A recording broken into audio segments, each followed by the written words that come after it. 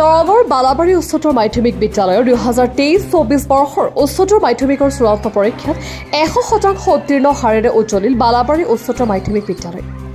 বিদ্যালয়খনৰ সৰ্বমুঠ 30 জন ছাত্ৰ-ছাত্ৰী অৱতীৰ্ণ হৈছিল এইবেলি উচ্চতৰ মাধ্যমিকৰ পৰীক্ষাত। সৰ্বমুঠ 30 জন ছাত্ৰ-ছাত্ৰীৰ 30 জনে উত্তীৰ্ণ হ'ল এই পৰীক্ষাত। বিগত 2021 বৰ্ষত বিদ্যালয়খন হাই মাদ্ৰাছাৰ পৰা উচ্চতৰ মাধ্যমিকলৈ উন্নীত হৈছিল আৰু 2023 বৰ্ষত প্ৰথমবাৰৰ বাবে উচ্চতৰ মাধ্যমিকৰ পৰীক্ষাত বহু ছাত্ৰ-ছাত্ৰী অৱতীৰ্ণ হৈছিল। 2021 চনত হাই মাদ্ৰাছাৰ পৰা উচ্চতৰ মাধ্যমিকলৈ উন্নীতকৰণ হোৱাৰ বিদ্যালয়খনৰ অধ্যক্ষ নজৰুল হকৰ প্ৰচেষ্টাত 100% উত্তীৰ্ণৰ হাৰেৰে বিদ্যালয় তথা বালাবাৰী অঞ্চললৈ গৌৰৱ কঢ়িয়াই আনিবলৈ সক্ষম হৈছে বিদ্যালয়খনৰ ছাত্ৰ-ছাত্ৰীসকলে।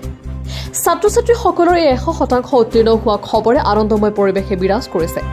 বিদ্যালয়খনৰ অধ্যক্ষ নজৰুল হকে এইবেলিৰ দৰে অনাগত দিনবোৰত ইয়াতকৈ আৰু প্ৰচেষ্টাৰে ছাত্ৰ-ছাত্ৰীসকলক শৈক্ষিক দিশত উন্নীত কৰিব বুলি যত্ন কৰিব বুলি জানিবলৈ দিয়ে। পোনপ্ৰথমে মই সকলো বিদ্যাৰ্থীলৈ আন্তৰিক অভিনন্দন জনাইছোঁ।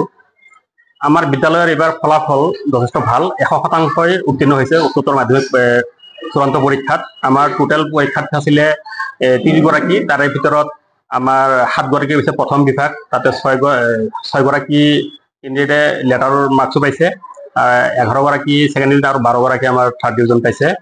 অভাৰঅল আমাৰ 100% ৰিজাল্ট আমাৰ হৈছে এইবাৰ বিদ্যালয়ত, আমি আশা কৰাৰ ধৰণেই হৈছে। এই ক্ষেত্ৰত মই এটা কথা ক'ম, আমাৰ শিক্ষকখিনিয়ে অৱশ্যে যথেষ্টখিনি পৰিশ্ৰম কৰিছে। আপোনালোকে জানে newly upgraded higher secondary school, ইয়াত হয়তো আমাৰ পষ্ট গ্ৰেজুৱেট টিচাৰ দিয়া নাই, নিদিলেও যিখিনি আমাৰ গ্ৰেজুৱেট টিচাৰ আছে তেওঁলোকৰ যিখিনি পষ্ট গ্ৰেজুৱেট ডিগ্ৰী আছে সেইখিনি শিক্ষক দি আমি কাম চলাই আছোঁ। তেওঁলোকৰ অশেষ মানে পৰিশ্ৰমৰ ফলত আমাৰ বিদ্যালয়ৰ ফলাফল 100% হ'লে নিব পাৰিছোঁ। তাৰ কাৰণে মই যথেষ্ট সুখী, সন্তুষ্ট, মই বহুত ভাল পাইছোঁ। হয়, আমাৰ বিদ্যালয়ৰ পৰা এবাৰ 100% উত্তীৰ্ণ হৈছে। আমাৰ সৰ্বমুঠ কম আছিলে, আমাৰ 30 গৰাকী ছাত্ৰ-ছাত্ৰী উত্তীৰ্ণ হৈছিলে এইবাৰ, কিন্তু আমাৰ যোৱাবাৰ বেছি আছিলে। যোৱাবাৰ আমাৰ ফাৰ্ষ্ট বেটছৰ পৰীক্ষাৰ্থী আছে, মানে ফাৰ্ষ্ট বেটছ আছিল হায়াৰ ছেকেণ্ডেৰী ছেকশ্যনত।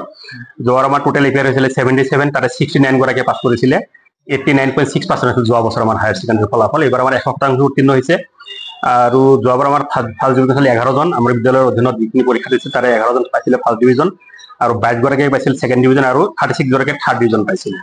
কিন্তু এটা কথা এইখিনিত উল্লেখ কৰা ভাল হ'ব, তুলনামূলকভাৱে ল'ৰাতকৈ ছোৱালীৰ ৰিজাল্ট ভাল। ছোৱালীৰ ৰিজাল্ট আমাৰ 5%ও ভাল, আৰু থাৰ্ড ডিভিজনৰ সংখ্যা ছোৱালীয়ে বেছি হৈছে। এইটো আমাৰ কাৰণে বৰ সন্তোষজনক কথা এটা। যিহেতু মাতৃজাতি যিটো উন্নত হয়, তেতিয়াহ'লে আমাৰ জাতিটো উন্নত হ'ব বুলি আশা কৰিব পাৰি। অভাৰঅল ভাল আমাৰ বিদ্যালয়ৰ ৰিজাল্টখন এবাৰ খুব ধুনীয়া হৈছে। অহা বছৰ আমি এটা টাৰ্গেট কৰিছোঁ, এইবাৰ যিমান আমাৰ ৰিজাল্ট ভাল হৈছে তাতকৈ আমি অলপ ভাল কৰাৰ কাৰণে যত্ন কৰি আছোঁ।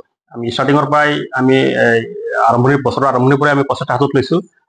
মই আগতে কৈছোঁ যে আমাৰ বিদ্যালয়ৰ ৰুটিনটো আমি প্ৰায় কেতিয়াবা আমি প্ৰত্যেক মাহে মাহে অলপ চেঞ্জ কৰি লওঁ, প্ৰত্যেক মাহে মাহে আমি ডেইলি ৰুটিনটো সলাই লওঁ, আৰু সেই হিচাপে আমাৰ শিক্ষকখিনিয়ে পাঠদান কৰি আছে।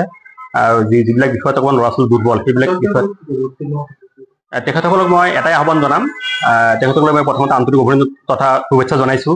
তেওঁলোক দেশৰ ভৱিষ্যত, দেশৰ ভাল নাগৰিক হৈ আহক, সমাজলৈ ভাল অৱদান আগবঢ়াওক, আৰু নিজৰ জীৱনটো তেওঁলোকে যাতে সুচলভাৱে মানে ভাল এটা তেওঁলোক ভৱিষ্যত গঢ়িব পাৰে, তাতে মই কামনা কৰিছোঁ। আৰু অভিভাৱকখিনিক মই এটা কথা জনাম, তেওঁলোকৰ যিখিনি ল'ৰা ছোৱালী তেওঁলোকক এটা ভাল দিশ এটা তেওঁলোকে দিয়ে, আৰু যদি কিবা মেইনটেইনৰ ক্ষেত্ৰত যদি কিবা তেওঁলোকে অভাৱ অনুভৱ কৰে, কোনজন ল'ৰা ছোৱালী ক'ত দিব, সেই ক্ষেত্ৰত আমি আমাৰ ওচৰত আহিলে আমি নিশ্চয় পৰামৰ্শ দিব পাৰিম যে কোনখন অনুষ্ঠানত দিলে ভাল হ'ব, কি ছেকশ্যনত কৰিলে ভাল হ'ব।